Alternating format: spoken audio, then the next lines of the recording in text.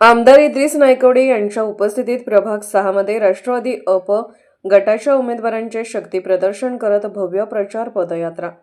मिरज शहरातील प्रभाग क्रमांक 6 मध्ये राष्ट्रवादी काँग्रेस अजित पवार गटाच्या वतीने भव्य प्रचार पदयात्रा काढण्यात आली। या पदयात्रेत राष्ट्रवादीचे नेते तथा विधान परिषदेचे आमदार इद्रिस नायकवडे प्रमुख उपस्थित होते।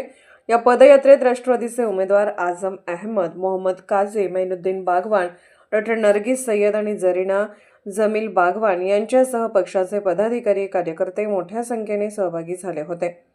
पदयात्रेदरम्यान उमेदवारांवर नागरिकांनी फुलांचा वर्षाव करून उत्स्फूर्त स्वागत केले। पदयात्रेला गोटन गल्ली येथून सुरुवात झाली। त्यानंतर नदाब गल्ली, मुजावर गल्ली, दर्गा परिसर, माळी गल्ली आदी भागातून मार्गक्रमण करत पदयात्रेची सांगता करण्यात आली। ढोल ताशांच्या गजरात आणि घोषणाने परिसर दणाणून गेला होता।